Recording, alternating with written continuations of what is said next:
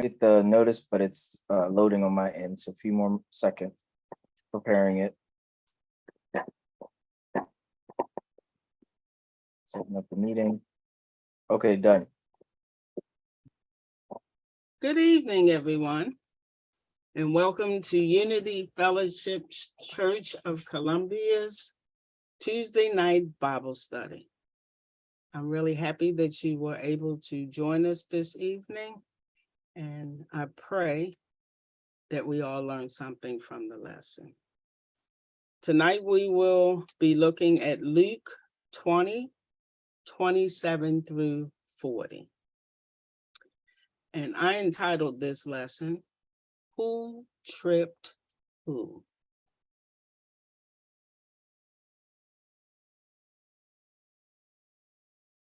Luke 20:27 through 29 reads as follows. Some Sadducees, the ones who claim there is no resurrection, came forward to pose this question. Teacher, Moses wrote that if a man's brother dies, leaving a wife and no child, the brother should marry the woman, now widowed, to raise up children with her. Let's say that there were 7 brothers. The first one married and died childless.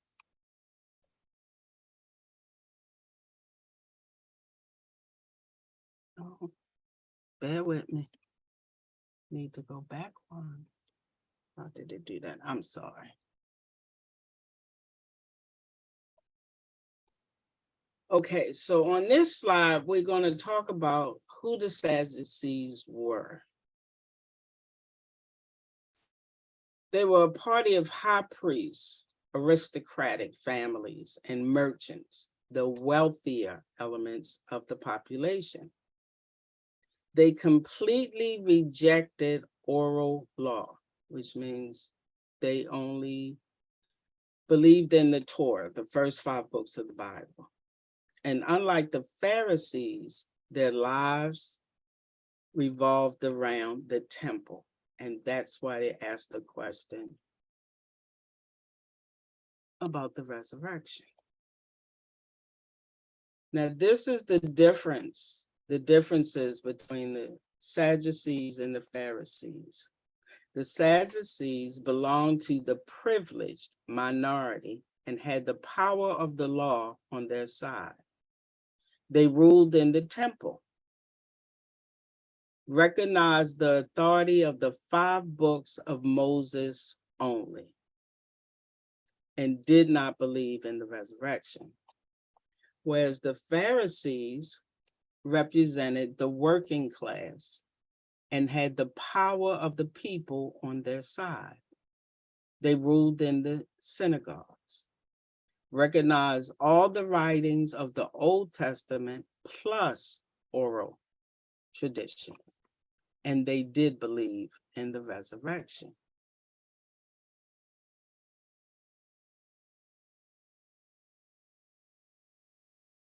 Luke 20:30 to 33. The second brother then married the woman, and then the third, and so on. All 7 died without leaving her any children. Finally, the woman herself died. At the resurrection, who will be her husband? Remember, 7 married her. What do you think about that question? Oh. Who's left? Say it again. I said, who's left to marry her? Sounds like Nobody. they all died. All 7 brothers married her and died. Right. So what exactly are they asking?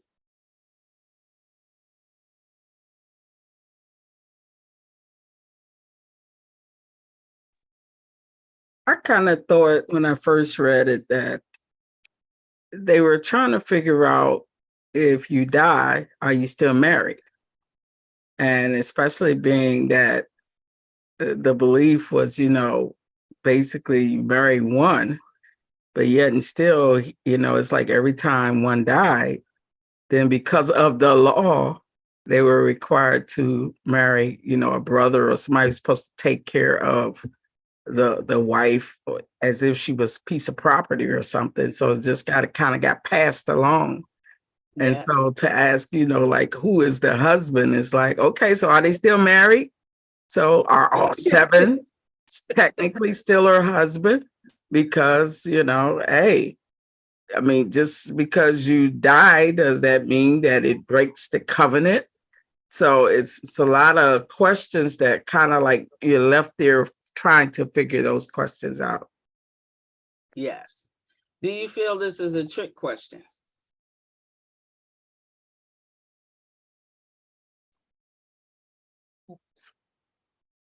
Well, it's a strange question because Yeah, very. unless there's an eighth dude somewhere hiding out, there's no, well, they left, but exactly what are they asking? Okay, well, They want to know who's going to be a husband in the resurrection. Remember, they don't believe in the they resurrection. don't believe in the resurrection, so,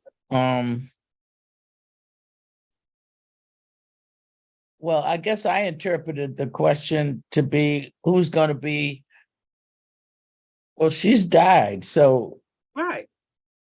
she doesn't, Go back one. other than Jesus, she's not going to be alive to have another husband. Right. But it's saying at the resurrection, when she's resurrected, remember, they don't believe in it, but Right, they when don't she's really- resurrected, who will be her husband? Remember, 7 Okay. married her. So which one's going to be her husband?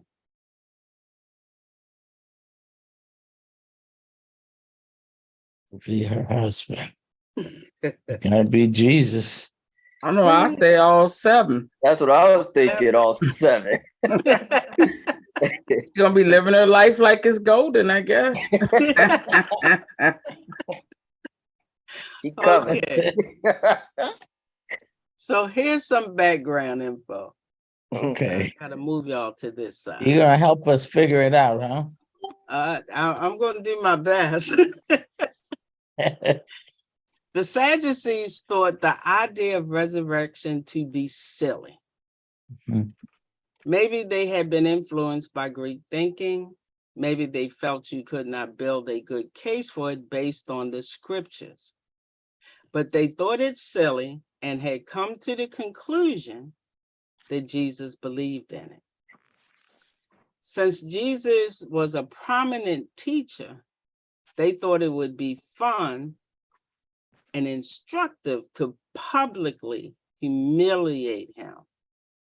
And so concocted their over-the-top scenario that exploited the old Israelite practice of levirate marriage to wonder what a woman who on earth who had 7 husbands would do in the afterlife. So I had asked earlier, Hmm. I think this was a trick question. Yeah. With what I found, I would say yes, but even Mhm. the way that it was, I still would have said yes. They were extrapolating, which means to produce by projecting past experience or known data to project, extend, or expand known data or experience into an area not known or experienced. Does everybody understand what I just read? Yeah. Yeah, you're projecting. Yeah, They're using taking past what they experience to project forward into the future, even though there's no known it's an unknown area, the future. right. They're just saying, oh, well, the afterlife is going to be like this life. So they're using what they believe and what they know from now to determine what will happen in the future. Mhm. Now, the Levirate marriage is a practice, this practice specifies that a man's widow must marry, not has a choice, must marry his surviving brother in order to continue the relationship between their respective groups that was initiated in the original family. That means the children, the money, the land, it all stays within that family, and the woman does not have a choice where she can't say no. It's their law. So whether you like them or not, you get married to them. What if he doesn't have a brother? Then this law can't be activated. So But if then he it's just, does, then she has to marry him. And he has to marry her if he's not already married. How you feel about that? wow. Sounds like the woman has no say in none of it. None. I'm not crazy about that. Me neither. Anybody else? I was just gonna ask, so like you're saying, as far as the law being activated, the man who's the surviving brother, would he have also needed to have not had a spouse at the time? Yes. Okay. I'm just thinking, like, because she has no say in the arrangement, I wonder if he was restricted in any way on his end. You No, know, he's a man. No restrictions. that's what I'm saying. So like, did he, was it that he could possibly have, had a wife as well, but taking her in type of thing? I was picturing, how these movies are. So my brain was going, I would imagining have that. to research a little further, but I Yeah. don't think so. Okay, no problem. Pastor, can you help us with that question? No? Okay. We're gonna move on. I'm just walking in, but what was the question specifically? Okay, the woman has no say-so whether or not she can, whether or not to marry the brother of her deceased husband. Does the male have any restrictions? Like if he's already married, does he still have to marry his brother's widow? Oh, no. If he's already married, then he's not available to marry his brother's widow unless they are in a polygamous environment. But no, remember Ruth and Naomi and Yes. Boaz. Remember Yes. that there was another person who was next of kin, who was in line for marriage. And Boaz had to go to him and say, hey, I'm coming to you first because you're the one who's next in kin. So it was tradition, it was law, and it was designed because, first of all, women are seen as property, right? But secondly, it was designed to protect the women as well. Because if a woman was without a husband, she was also without property. She was also without being taken care of. So that was the purpose. But if it were a monogamous society, and I think by Jesus's time, the monogamy was more of the idea, right? Or more of the practice, then certainly if a man was already married, then he would not have been the next person to be in line to marry her. But then that would mean she would be either,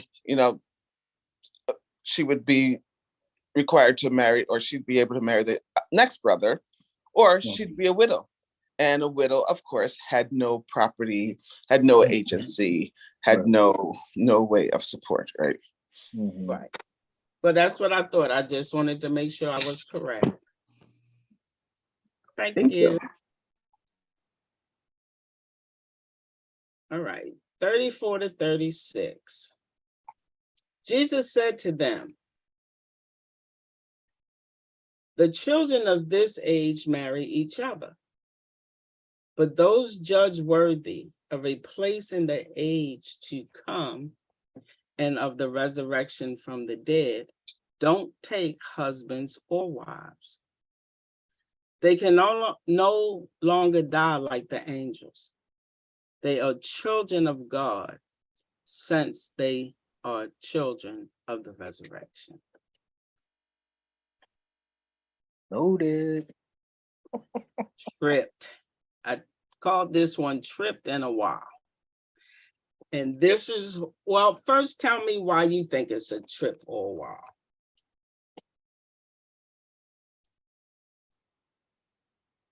With Jesus's answer. I'm gonna go back to his answer. Can you see it? It's just not in the way, is it? Yes, we could see it. Okay.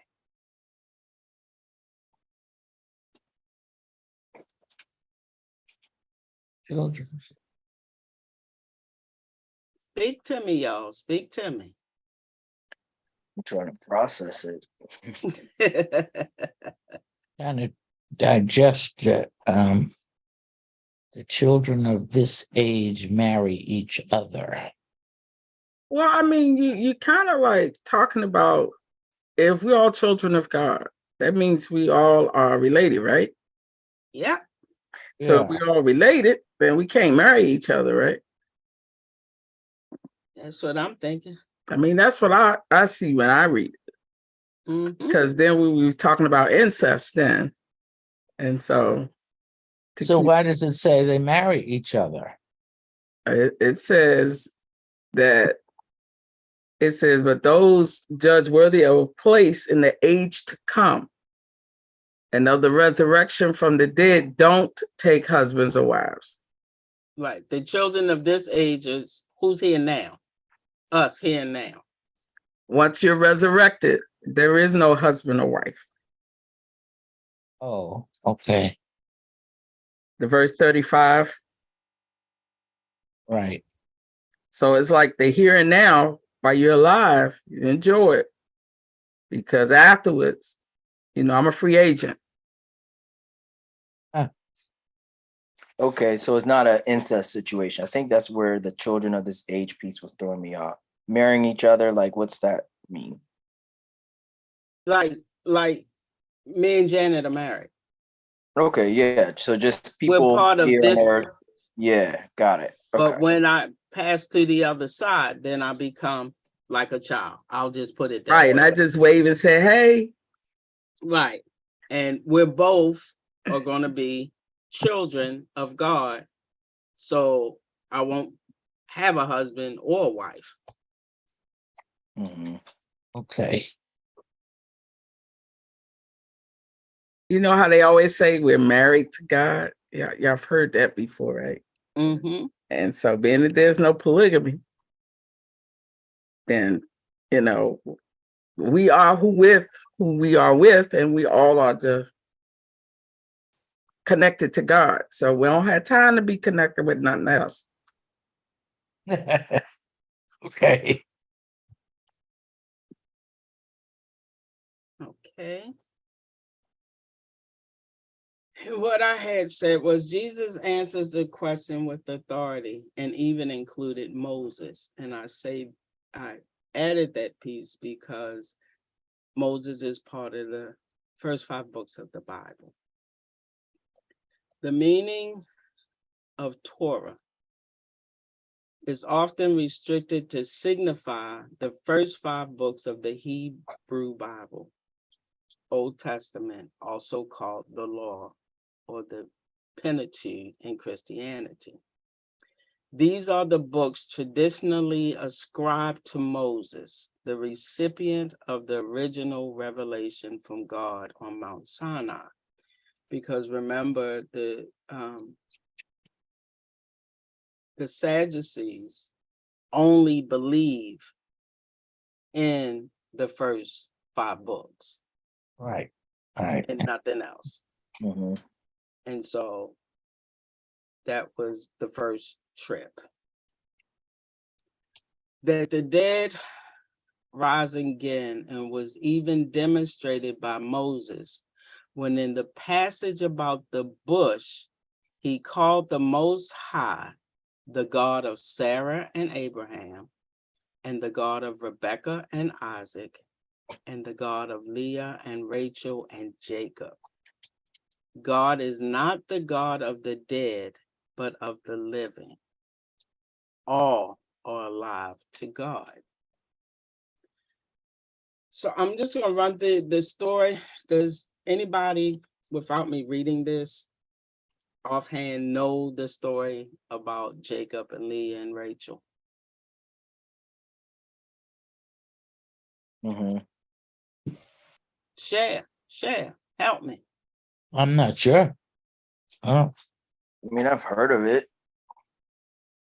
That's where Jacob, okay, the complicated story of Jacob, Leah, and Rachel comprises one of the largest sections of Genesis and includes much information relevant to the history of the Jewish people. Jacob, the son of Isaac and grandson of Abraham, fled to his mother's brother, Laban. At the time, Jacob feared his twin brother Esau would kill him. It was at Laban's that Jacob met Leah and Rachel. Laban offered his nephew Jacob a place to stay. Jacob still soon fell in love with Laban's younger daughter, Rachel, and agreed to work for Laban 7 years in exchange for marriage to her. Laban agreed, but after 7 years, he deceived Jacob. On the night that Jacob and Rachel were to be married, Laban gave Rachel's older sister Leah to him as a wife instead. Jacob protested, but Laban argued that it wasn't the custom to give the younger daughter in marriage first, so it was official. Jacob and Leah were to stay married. Laban then said Jacob could still have Rachel in exchange for another 7 years of work. In an ironic twist, the deceiver Jacob had himself been deceived. In exchange for 14 years of labor, Jacob had 2 wives, Leah and Rachel.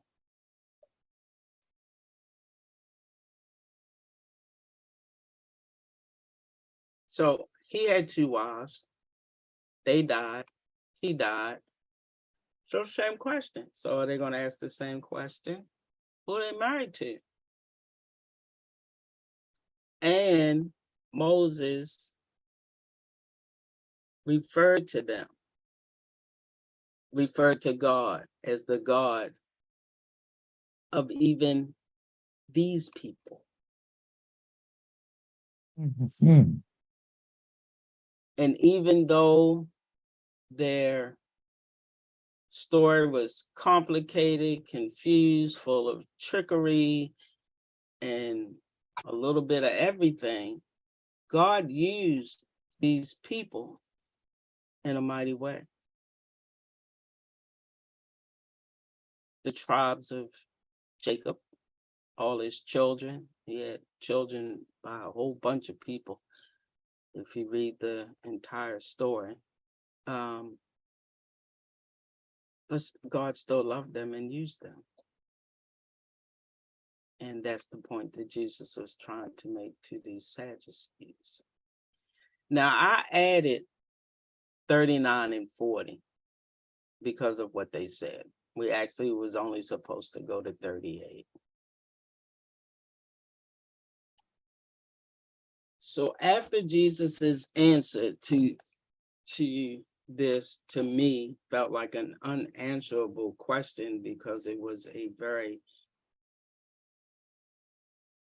I'm not even going to say complicated, it just really didn't make any sense. But because we know that they was trying to trick Jesus, trying to get him to say something that would make what they believed correct. And it didn't work. Jesus tripped them up because Jesus knew, Jesus believed, and he stood on what he believed. And so some of the religious scholars responded, well said. Well said, teacher. And the Sadducees, they didn't dare ask Jesus anything else.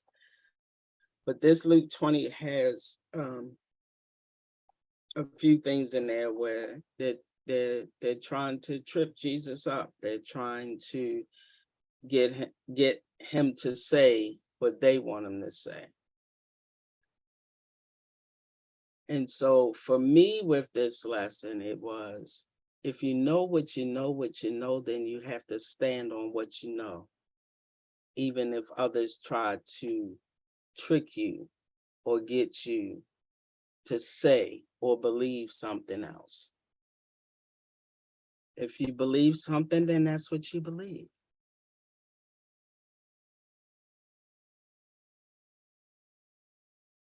Somebody asks you about it, you have to stand your ground. You can't be pushed or bullied or tricked into giving them an answer that they will accept. You might be the only one that believes that. And it's okay. And I like the way Jesus did it. He gave a plain and simple answer. I'm sure he did it with authority. That's why I put authority there. Because he believed what he believed, and he stood on what he believed. And he even used what they said that they believed to answer the question. And I thought that was really good, because that is part of the Torah. I said, good job, Jesus, good job. All right, y'all talk to me.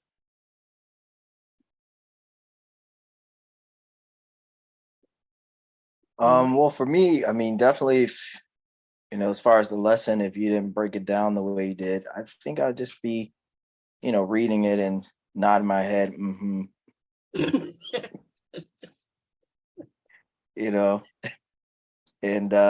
amen, and keep it moving. Keep it moving. But I really thank you for that. That's what I did when I first read it. Mm-hmm. I was like, really? Yeah. Where do they do this? Is this like a for real question? Mhm. So I had to do a little digging and to find out what it is they did believe and why. But that whole chapter, they want to, it's like they want to make Jesus look bad or look like he really doesn't know what he's talking about. Mm-hmm. And each time he shows that he does. And so, like I said earlier, you have to stand on what you believe. Everybody's not going to believe what you believe, but you have to stand on what you believe, be able to express what you believe, and then leave it alone.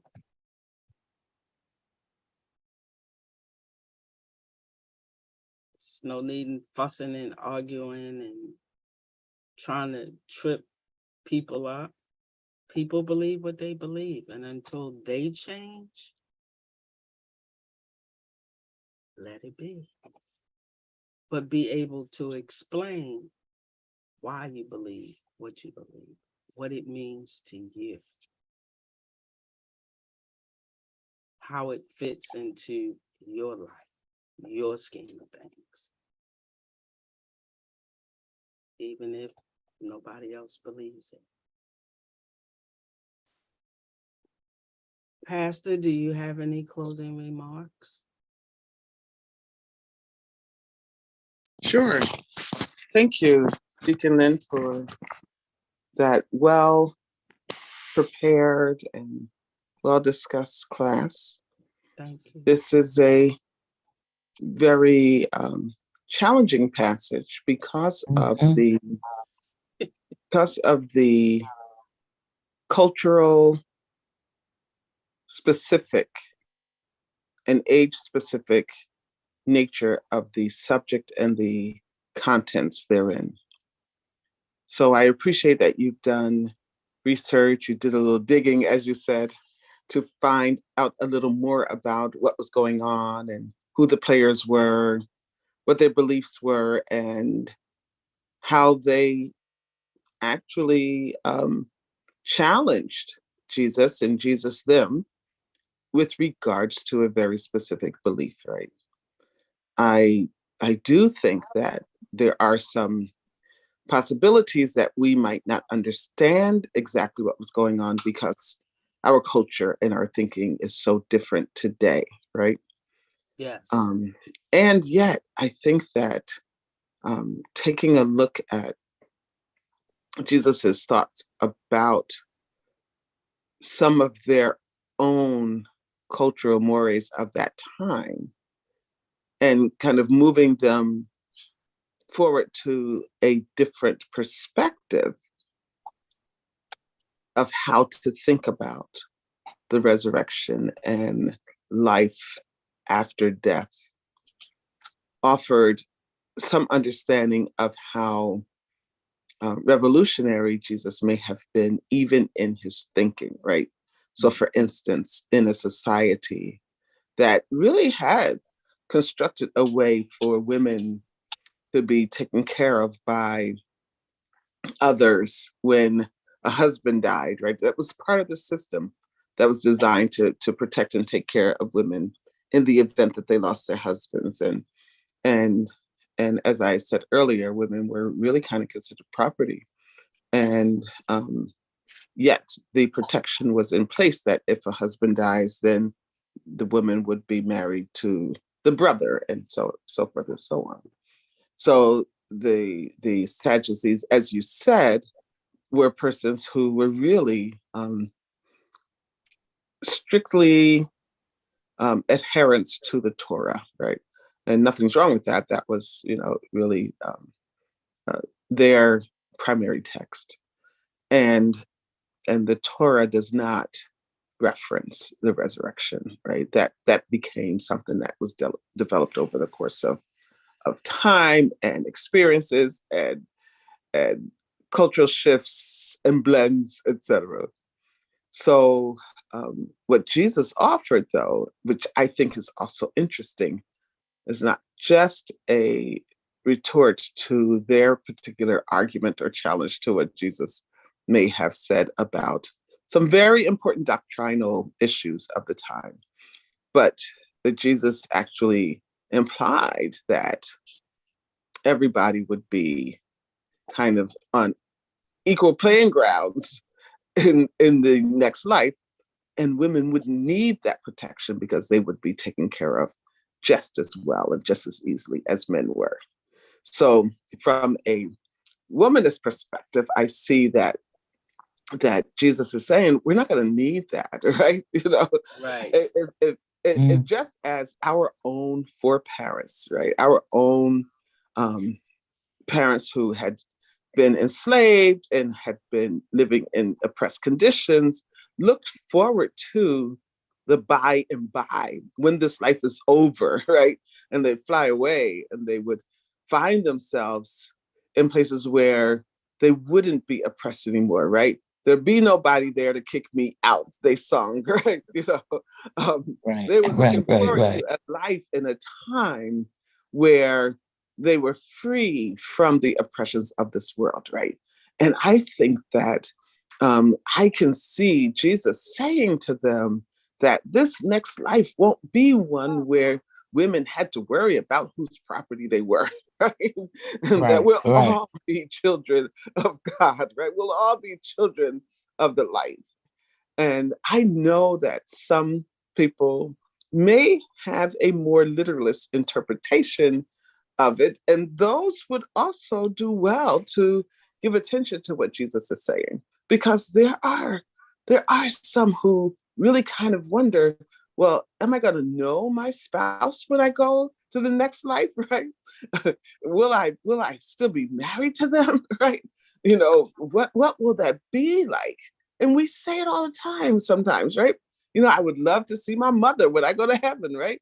Or when somebody dies, we're like, rest well, I'll see you in the morning, right? And yet, even after Jesus, because this is Luke doing the writing, so this is 100 years after Jesus had died, but even Paul is like, we don't know what we're going to be like. All we know is that we're going to be like Jesus, right? And even John is like, beloved, we don't yet know how he's going to appear, but we know that when he appears, we're going to be like him.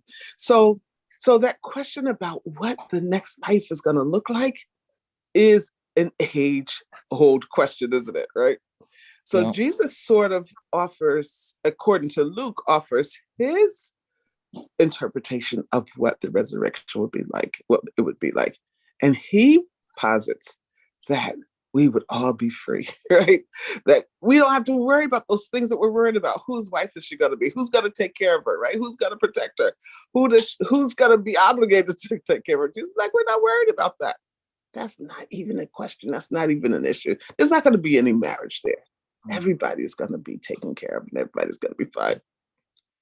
So I appreciate the journey that you took us through in exploring the scripture in that way. And I encourage us to continue to do that kind of digging, that kind of studying, that kind of exploration, because it does offer us a little more understanding about the culture, a little more understanding about the context, a little more understanding about the world in which Jesus of Nazareth may have lived.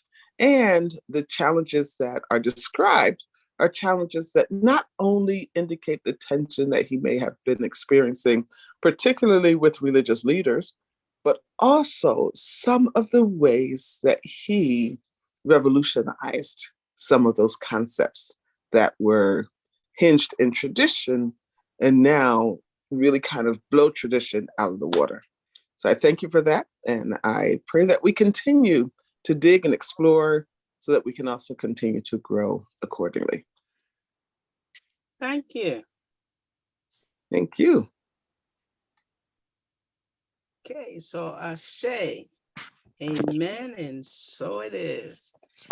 And I want to thank everybody who joined us this evening virtually for our Bible study. We're located at 120 Allegheny Avenue in Towson, Maryland. We have our Sunday services at 12:30 p.m. You can check out our YouTube channel at the Columbia Project or www.ufccolumbia.com. And our giving is paypal.me/UFC Columbia. And once again, I just want to thank you for sharing this time with us. And I pray that the lesson was beneficial and can help you somewhere.